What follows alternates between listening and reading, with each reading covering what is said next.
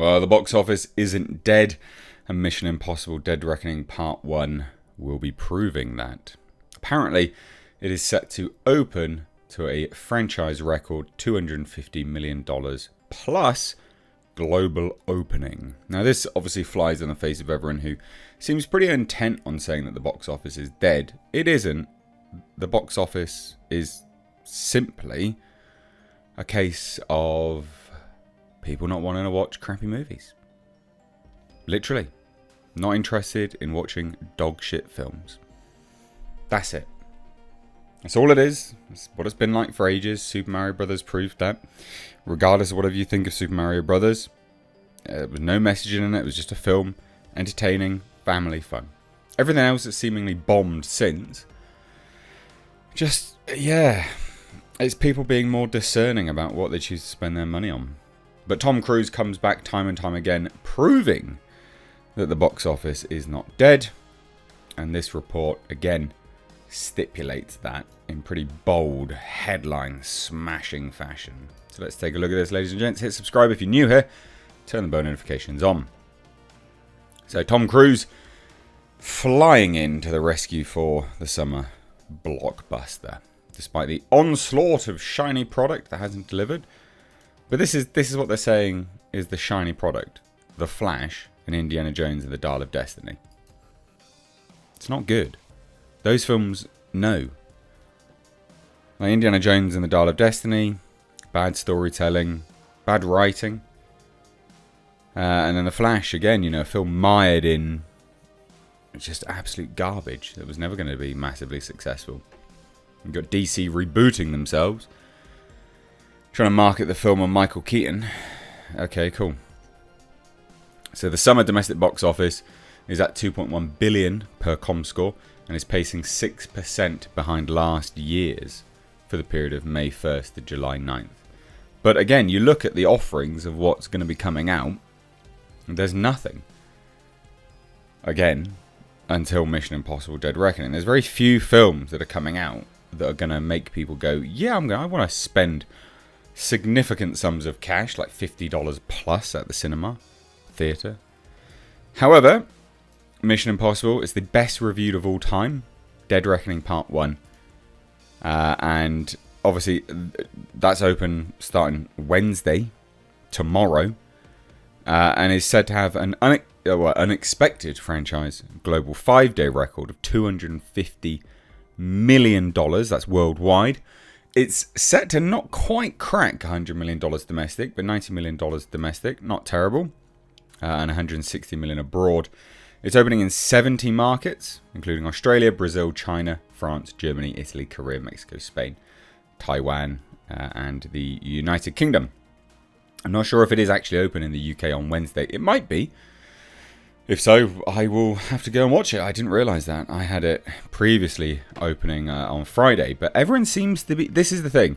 Since the box office isn't doing very well, and everyone wants their opening weekends to look great, everyone seems to be moving their release dates to a Wednesday now. It is getting quite frustrating for me as a movie reviewer. I like watching a movie on a Friday. But it seems to be pushing it to Wednesdays. And all the previous release dates, which were painted as a Friday, all of them seem to have moved to a Wednesday now. So I can believe that this is releasing tomorrow. But anyway, there's a great potential for the upside here.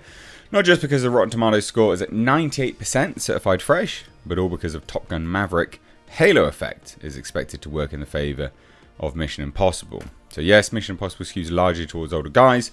The last chapter, Fallout, was 58% guys and 25% over the audience. Of the audience was over 45. However, Top Gun Maverick wound up playing beyond its opening weekend demos of 45% over 45 and 58% to a diverse and younger audience. Word is that during testing of Dead Reckoning, for some under 25 patrons, it was the first time they'd seen a Mission Impossible movie, and the series is now 27 years old. Holy shit, I can remember when the first one came out. God, it makes me feel old. But I think this will do pretty well anyway. And the thing is, this whole 58% of guys and 25% of them are over 45. That I don't think is going to affect it in any way, shape or form. I don't see that being a negative remotely. But as they say here, Top Gun Maverick, Lots and lots of people wanting to go watch that. And a young audience too. And I think as well, you know, looking at the summer blockbusters, or the box office anyway, I say Mission Impossible does seem to be appealing to a younger audience. Yeah. So word is, again, first time they'd ever seen one. That is absolutely baffling to me. I mean, it's not, but it is, if that makes sense. I can believe it, but it's surprising because it makes me feel a bit old. But anyway, Dead Reckoning is Cruise's fourth movie with Oscar-winning filmmaker Christopher McQuarrie, and the star's third Mission Impossible with the director after 2015's Rogue Nation, and then Fallout in 2018. So previews begin at 2 p.m. Tuesday night. Interesting to call it night. With 4,300 locations, they've really bagged up a lot of locations for this. So many cinemas hold discounts Tuesdays, but remember there's an upcharge for IMAX and PLF screens, and the Prime means to see this mega car and train chase spectacle is on those screens. So we're already hearing that pre-sales for Dead Reckoning are well ahead of the older skewing Indiana Jones and the Dial of Destiny at the same point in time, so it's going to open better than that anyway. Reported budget on Mission Impossible is a net $291 million, which is a lot of money. A lot of money. And that is mainly because of COVID. It had lots of start-stops, which the rumour at the time was it would add an additional 25% to the budget. I can believe that. So worldwide start here well in excess of 250 million. Could have Cruise once again declaring a record box office opening for his career. True, but this still has to make a lot of money to become profitable with a $291 million budget. And the adverts are everywhere for this. Everywhere. If you're just factoring its budget alone, I mean, it needs to make roughly $600 million to break even.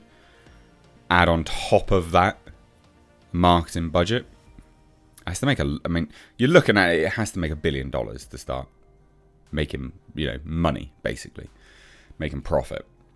So, yeah, I don't know. I think it will make profit. I think this will be a big movie.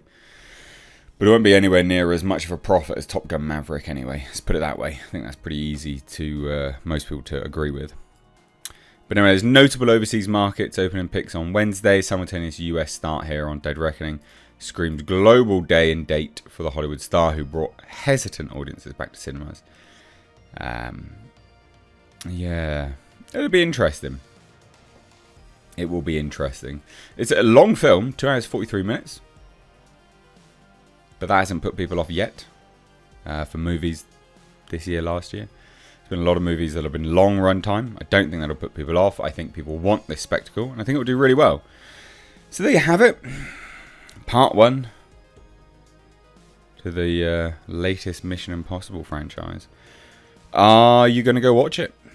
Will you be watching it tomorrow or today? Or will you be waiting to the weekend? Let me know what you think. What do you think your final guess will be for its box office total? I'd love to hear it.